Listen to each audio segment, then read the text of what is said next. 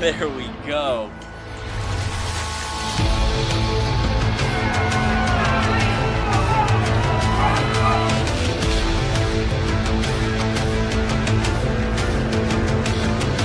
Oh my gosh, this is good.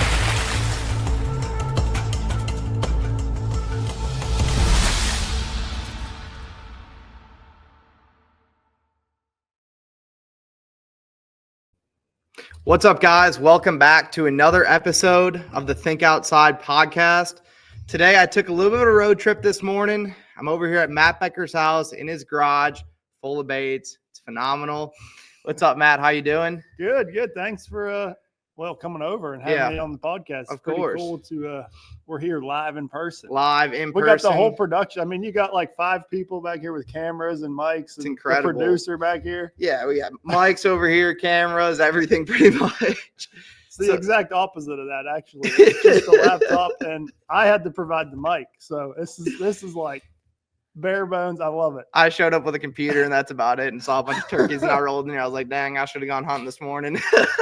No, this is perfect. This is the way it should be. You know, just 2 guys talking fishing, and hopefully the listeners can learn something from this and apply it wherever they're fishing. Exactly. It's just real. That's what our whole point of this entire series, these podcasts, was, to show people that, at GSM, we're just real people that like to bass fish. Yeah, we got my studio set up. We got just set up on the deck of the boat. Exactly. With a bunch of Yamamoto baits behind us.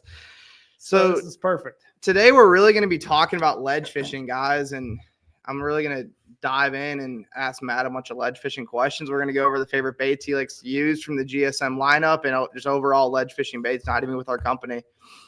So Matt, can you kind of tell everyone exactly what is considered ledge fishing, the time of year for it, the people that don't know, the people up north? Like, I came from up north, you did too as well, and had no idea what it was. Yeah, it is. In the very basic terms, a ledge is basically a drop off. It's where you have shallower water that drops off into deeper water, and a fairly fast,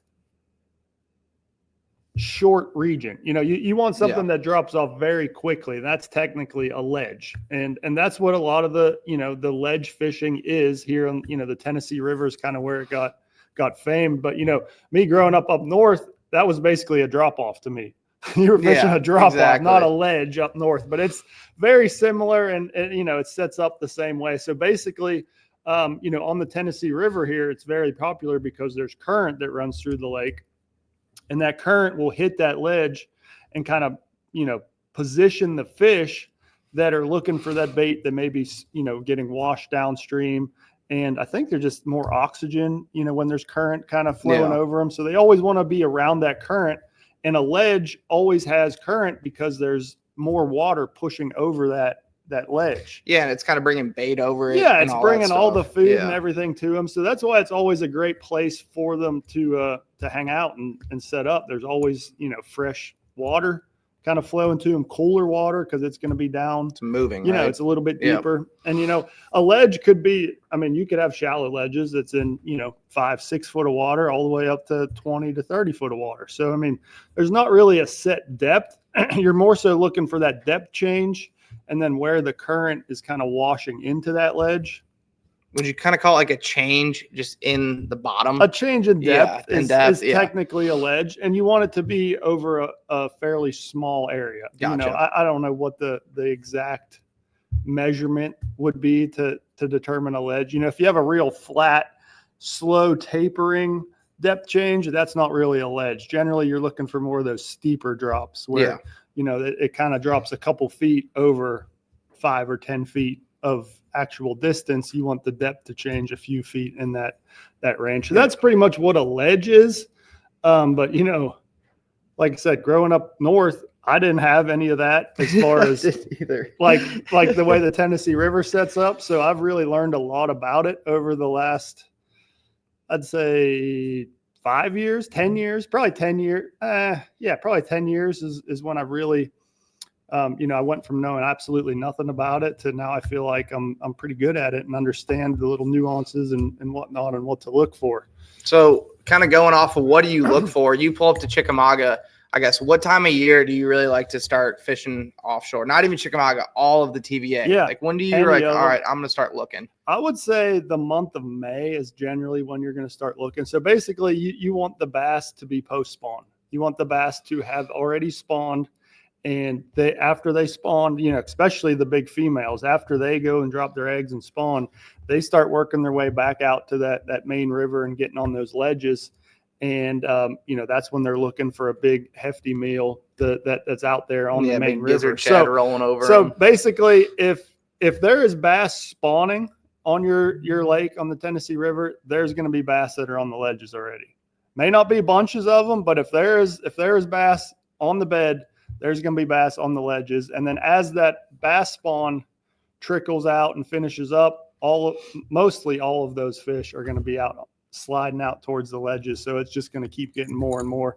I would say by around this time, Memorial Day, the 1st of June, that's probably when the most fish are out there. That's when the majority of them are out beat there. On pretty good. Oh yeah. They get in massive groups and everyone gets out there and has a good time reeling some in. So it's then it actually kind of, as the pressure gets to them, you almost see them kind of get away from those ledges again. So basically like the month of May is the best time. Yeah, we got to get out there and go ledge fishing. You got like a 2 to 4 week window where it's like it's good. It's a lot of fun, right? Yeah. And then after that they get pressured so much that they start getting really tricky. But that's kind of when it really depends and really want to be throwing more baits, different baits. And that's kind of what we're going to dive into but before we dive into those baits, what do you look for in a ledge spot? So you kind of said a contour change, but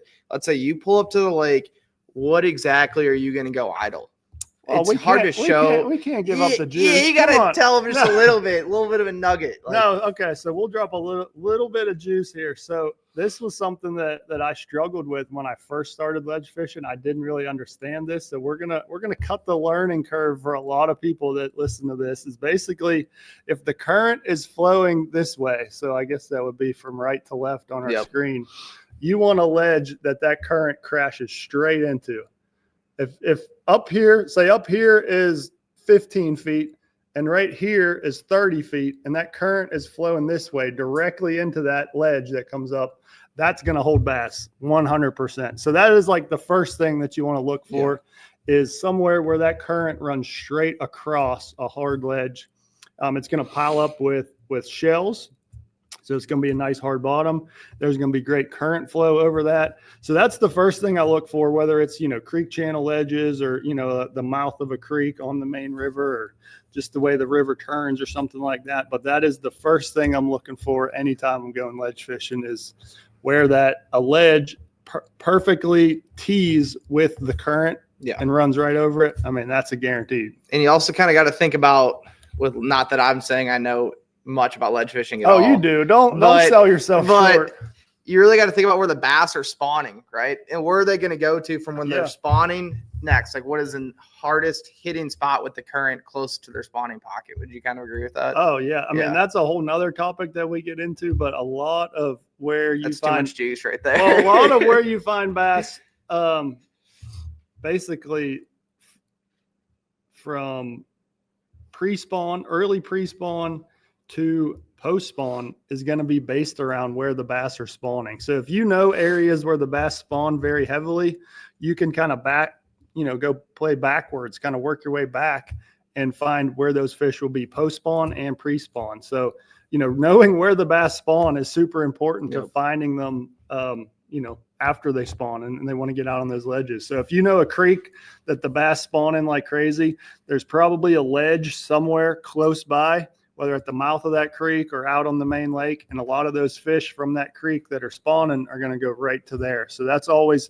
if you look at some of the biggest community holes on, Chickamauga or any TVA lake, it always has all of those ingredients. Exactly. Like it has all of those ingredients to make a community hole, which is basically just a really good spot that everyone knows about. Exactly. And like for even saying community hole, they still get there. Oh yeah. Like there's a reason they get there. There's a reason they always go there. So it's okay to fish community holes and people think, oh, it's cool, I'm not fishing. But like No. If you can get on it, would you fish it? Yeah, absolutely. There's a reason those fish are there, and they're going to always get there. And it's a community hole because it always has fish. I mean, they've been getting there for years and years and they'll years. continue to. It's crazy. Just, exactly. So it's really diving into some baits. Kind of, Matt, let's say you idle over a school and they're dotted up. You see 30 to 50 to 100 bass and white bass mixed in. What is the first bait that you're throwing in there? First cast that I make probably 90% of the time on a school of fish is going to be a crankbait. Oh, can we show that? Kind of, not really. I'm about to blur it out. It's a deep diving crankbait. Like this is one that will be coming here soon. But really any deep diving crankbait that dives probably in that 15 to 25 foot range is kind of the range I'm going for. And I like a big body bait because you're trying to trigger that biggest fish to bite first. Typically, some of the first bites you get out of a school is going to be the biggest fish because they kind of bully the little ones out of the way is what I imagine happens. So a crankbait is generally going to be my first cast. And a lot of times you're going to get a bite on your first cast. If you idle over them, dot it up, you're like, hey, I'm going to get a bite there, right? And then after you give the crankbait, you may catch 5, 10 in a row. It all depends on how fresh the school is or how active they are. After that, that's when you start mixing and matching. I mean, ledge fishing is all about showing them new baits, showing them new things, like consistently adjusting your retrieve and showing new baits, making multiple casts with different baits, making the same cast, the same line with all sorts of different baits. I would say probably after you throw the crankbait, we'll just barely show that one. The bill. I like that. after you throw the crankbait, my next cast is going to be with a hair jig, just because that's my favorite bite to get. I know it is the best bite of all time. Yeah, literally the best bite of all time. When they bite this, it is so much fun. And so generally you get them fired up with a crankbait, and then they'll kind of just get smart to it. They get used to it, and then you fire this thing back in there, and gosh, you can still get them eating. It's some of the best bites ever, in my opinion. And the sport of bass fishing. This is a very popular one. There's a bunch of great hair jigs out there, but how do you work that bait for people that's that don't know? I was just going to dive in. You can see, look at the teeth marks on just them. Murdering just it. Chewed up. So basically you're going to cast this bait as far as you can to the area where there's fish, and you let it sink all the way to the bottom. And you want to just kind of lay your line on the water and watch it till it stops falling. So that thing's sitting on the bottom. Once that thing is sitting on the bottom, you basically take your reel and you give it like 4 or 5 cranks. Yeah, fast cranks. Real fast cranks. Like you want this bait to be shooting up off the bottom, and then it kind of glides back down like that. And when it's gliding back down, that's when all of your bites are going to come. They thump it. And you just continue that same retrieve, 4 or 5 cranks, let that bait shoot up, and then kind of glide back down till it hits the bottom. And the whole time, I keep my rod at probably 11 o'clock. You hold your rod tip fairly high, and you're just watching your line, for it to be sinking. And when it hits the bottom, that your line stops sinking. But while you just hold your rod tip up, you will feel some of the most aggressive bites, most aggressive thumps that you'll feel any time. I remember we went out a couple, was it 2 weeks ago, and it was real good. And they're like, what are they doing when they bite it so hard? Like, we're not lying. If I'm sure people listening to this podcast have caught them on a hair jig, it is the best bite of all time. What are they doing when they don't get it though? That is like what is going on? Like, are they just coming up and headbutting it? They might just come up with their mouth closed and just trying to pop it, and kill it, or get it away. You're like, how does he not have it? What is going on? It's like I know 4 of those bites in a row, and one will finally lock it up. Well, when they bite it, man, I always say you feel in your toes. Like it goes through your whole body, and you feel that bite in your toe. Like the whole boat shakes sometimes. Like, gosh, I know that is a good bite. But so after you throw the hair jig, you by this point, if things are going well, you probably caught 5 on the crankbait. You probably caught 5 on the hair jig. So you've caught 10 bass by now. Usually they're good ones too. Yeah, if they're fresh. On these 2 baits, they're generally quality fish. Good bite. Yeah. After that, man, that's when things get interesting. Like you could throw a variety of different baits at this point. I mean, you can have how many rods rigged up would you say you have? Oh gosh, on a ledge tournament, I'm gonna have 20 plus rods. I mean, I'm gonna have multiple crankbaits, different colors, bright chartreuse and blue. You're gonna have, shad patterns, citrus shad, things like that, and then multiple different brands and models of crankbaits because I want different sounds and rattles and silent ones and all different. You want all those different options to show them, because you're literally casting at the same group of fish. So they're not really moving most of the time. They're not moving. They're yeah. sitting pretty stationary in one spot. So you want to show them new things and different sounds or frequencies or silent stuff. So, after you go through that, the hair jig obviously is silent. So that is going to kind of pick up some of those stragglers that we're feeding on the crankbait. Next up would probably be, a swim bait or a scrounger, something like that. Yep. Putting a minnow style bait on the back of those. That's excellent options. After that, the last really, really big profiled hard bait that I would throw is this guy right here. That's a little sneak right there. Not many people know about that one. This guy will pick up some feeding fish. Look at him shining in the light. That's what he does down there in the sun. Yeah. I know. So this is the steel shad. Lead shad. That sucker's like what, 1 ounce? It's a big, it's 1 ouncer. Like, I don't think you guys can understand. That's my hand. Like, it is as big as my hand. That is a big bait. It launches way out there, and that will trigger some bites after you've thrown all these other baits through there. So you can pick up a few more extra fish that are. How do you work this bait? Like, people look at it like you're saying it's giant. Yeah. How do you work a lead shad? It's very similar to like your other steel shad type baits, where you're just kind of casting out, sink it to the bottom, and you're giving it those short rod pumps and kind of letting them flutter up and back down. I've also seen guys kind of just slow retrieve it, almost like a big rattle trap, something like that. But for me, I always like those short thumps, so that bait's just fluttering up and back down. And what happens is when that flutters up kind of in front of a fish, it just triggers them, it flashes, and you almost get a reaction strike out of them. So that's another bait in the lineup. From there, we go finesse. Yeah, we start finessing, or really you just start with going to plastics, more so worms and things like that. For me, I generally pick up a spinning rod, with one of two things on it, maybe three things. There's three things I like to throw on a spinning rod for them. The first up, number one, is the drop shot. And my go-to on the drop shot is this guy right here. I can't even tell you how many bass I've caught on that exact worm right there. It might be the most fish catching bait of all time. Yeah. That and the Senko, not even that, obviously work for the companies, but if you think about it, like if you ask any angler, right? Anyone, not even if they're sponsored, like Senko and a robo worm. Yep, no doubt. So there's this is the specific one that I throw the most. It's the 6-inch fat straight tail. And that is the Aaron's Morning Dawn color. So the reason I like that color is the white belly. So obviously it's a pink worm, but it has that white belly. And I feel like if the fish are feeding on shad, I just want a little bit of white there, a little bit of a white belly, just to help, maybe look like somewhat of a shad. I mean, it's a pink worm. Who knows what they actually What do they think it is, though? I have no idea. Like, every time I'm like, why do they bite this thing so good? I don't know. It makes no sense, but it's they love it. It's like they won't bite nothing else. Toss a little drop shot down there. Almost every other cat sometimes. So I like the Aaron's Morning Dawn for that white belly, and then obviously all of your pink colors are great. This is Morning Dawn Red Flake, and this is the regular 6-inch straight tail. Yep. So this would kind of be the progression I would go through. I would show them the fat straight tail just because I feel like it's a little bit bigger profile bait.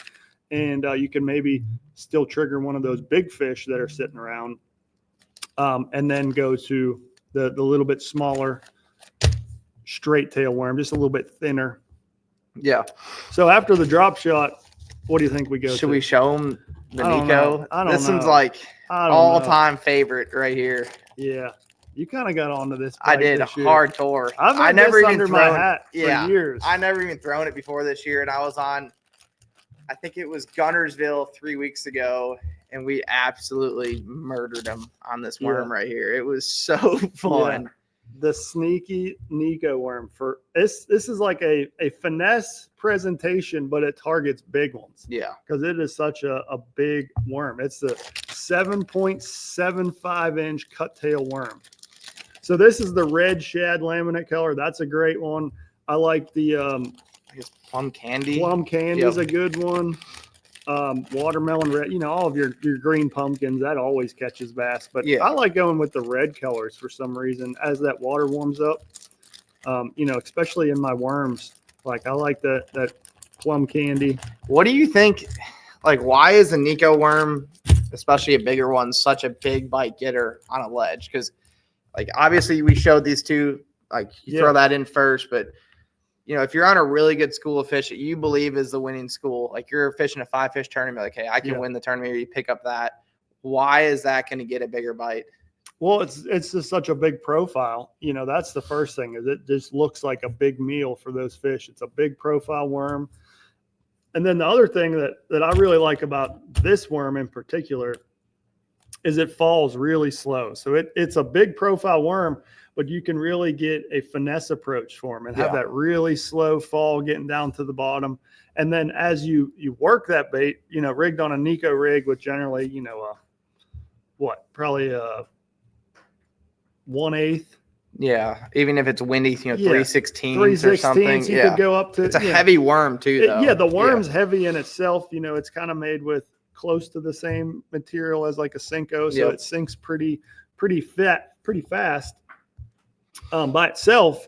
But it's still just such a big, bulky profile worm that it slows that fall down as it's falling 15, 20 feet.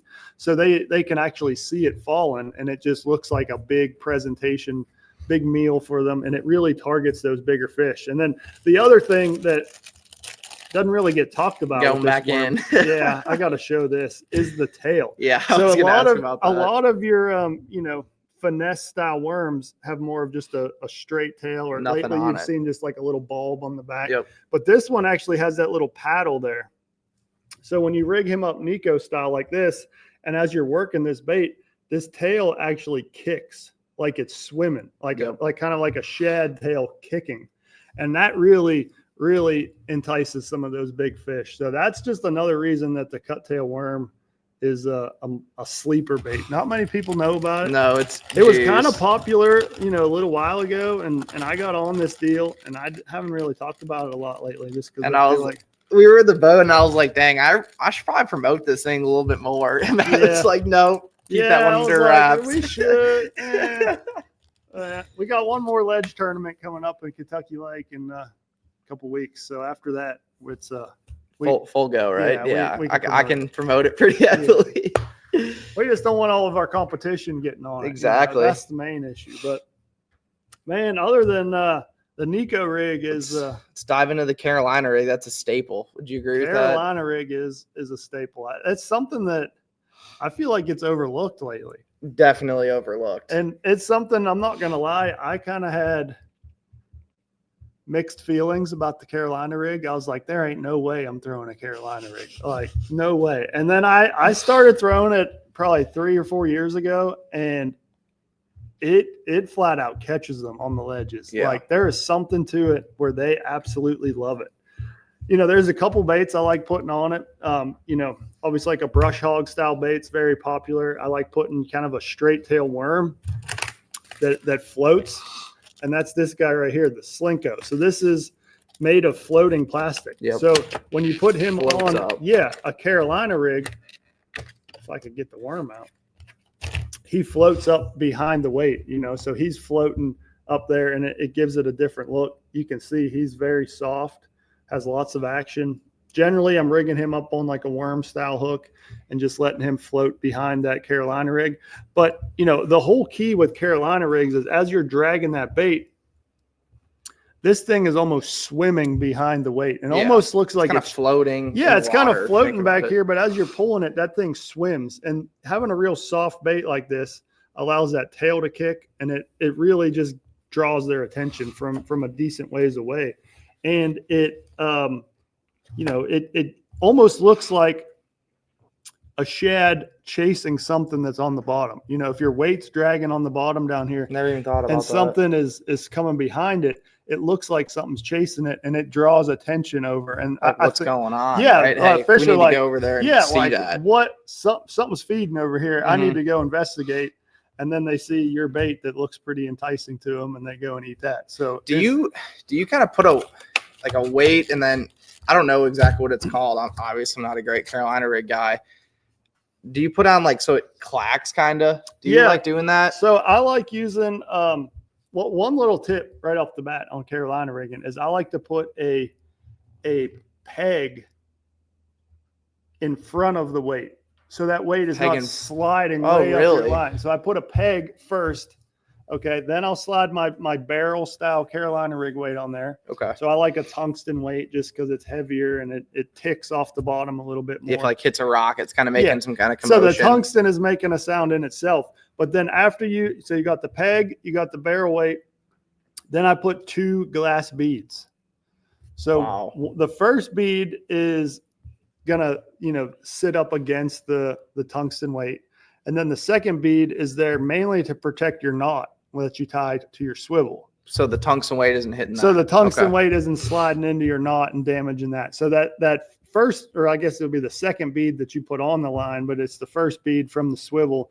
That's there to protect your knot. The second bead is there to make noise as that tungsten clicks against it. Gotcha. And then I like to slide that peg down. I like to leave just a little bit of room so that could just shake a little bit. Yeah. But I don't like when you try to make a cast and that weight slides. It goes like 6 foot. Yeah, it slides however far up your line where you can't even make a cast. Your Carolina rig goes nowhere. So I always like to peg it like that, and then just leave a little bit of room so those weights and beads can shake around and make some noise and some commotion. Do you think the fish are sometimes eating the weight, or do you think that's like the white bass and that's just even drawing more fish in to your bait, and then eventually a bass gets like, what do you?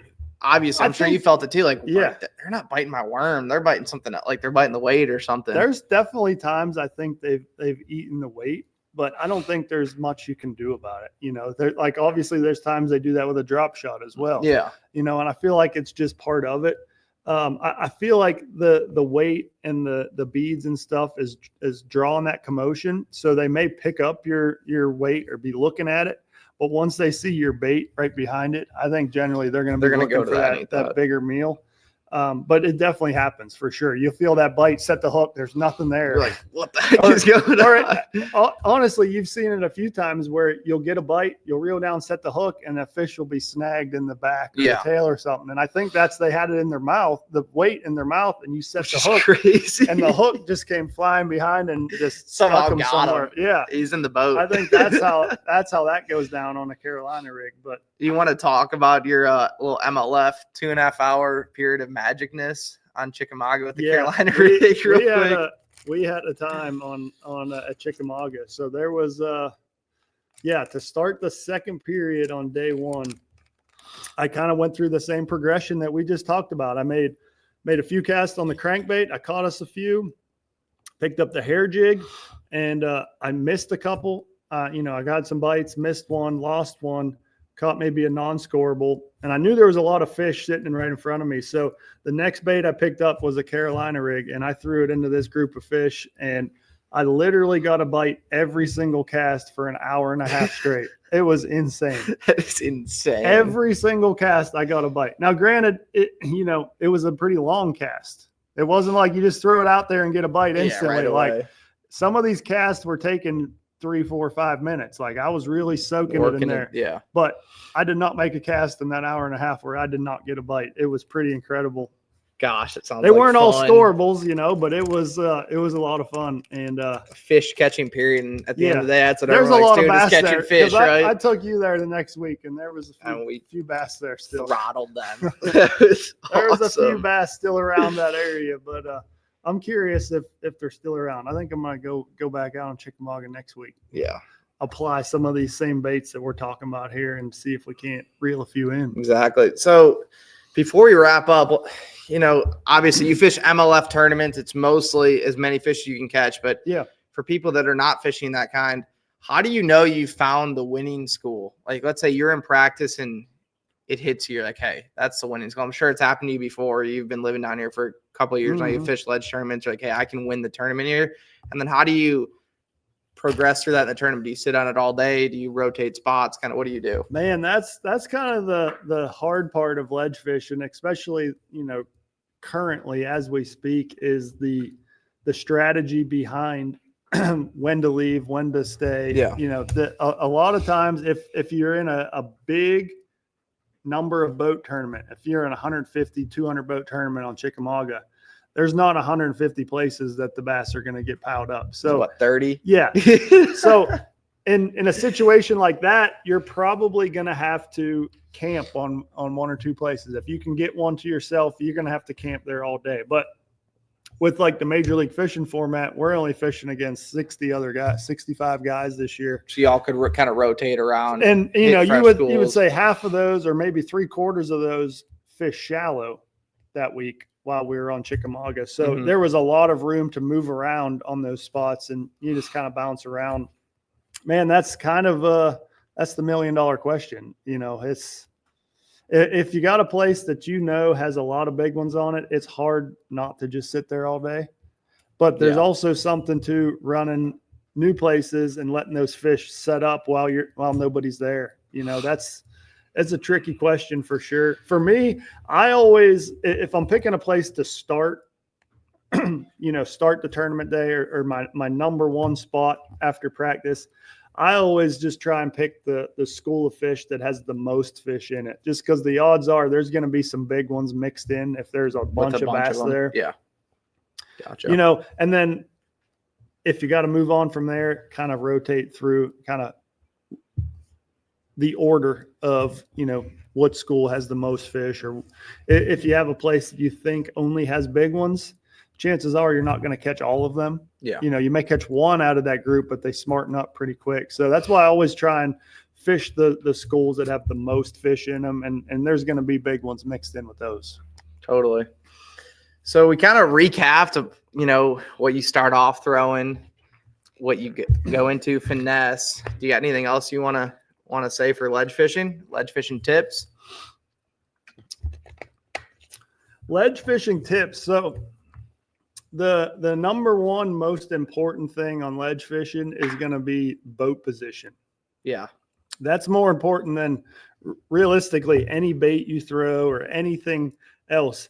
It's going to be figuring out where to put your boat and make that cast so that your bait lands in a place where those fish are. You don't want them being too close to the boat. You don't want them being too far away from the boat. So boat positioning is probably the most important thing in having a successful day out there, reeling in a bunch of fish on the ledges. And another thing you kind of taught me, and I'd love for you to talk about, it's a little sneaky, but usually you think you set up, the current's coming this way, you set up going into the current, you cast your bait against upstream, bring it down. But when I was with you, you're like, nah, sometimes you have to do that. And that was pretty eye-opening to me. Like, yeah, sometimes changing your position, is that what you would call it? Giving me a different look and then get them to bite, or? Yeah. So that's generally, after you've caught a few or some, if there's an area where there's fish. For me, like the thing that I like the most about ledge fishing is I like bringing my bait up the ledge. Yeah. Uphill. Regardless of the current. That's just like my general thing. So I always start, if I pull up onto a school of fish, my first cast is always going to be casting upstream and bringing the bait downstream, regardless of how the ledge sets up. I always want to be bringing my bait downstream first. But after I've fished there a little while, like I said, my preferred way to fish a ledge is to be having the boat up shallower and casting my bait out deep and bringing it up the ledge. Gotcha. Just because, especially if you're dragging something or whatnot, you can feel it so much better. You know what's going on down there. You can feel it coming up that ledge. And I feel like it gets you a lot of bites. And generally speaking, most anglers are sitting in deep water, casting shallow and bringing it out. So when you reverse that, it shows the fish a different right? Direction, different presentation.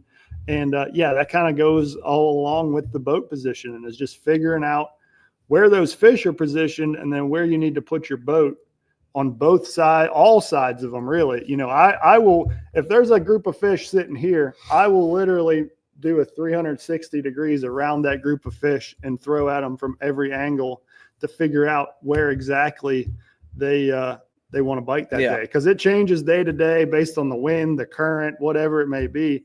It constantly changes. And where they want to bite. Yeah, where they want to. You think you're hitting like a sweet spot that just makes them bite, or just something different? I think it's a little of both. You know, it's definitely there's definitely always a sweet spot where there's you know, one place that you can put your bait, and I don't know if it's just you get multiple groups of fish looking at it or what the deal is, but there's reaction to it's like, wait, what was that? And they go there and bite it. Yeah, they go eat it. So there's always something specific like that.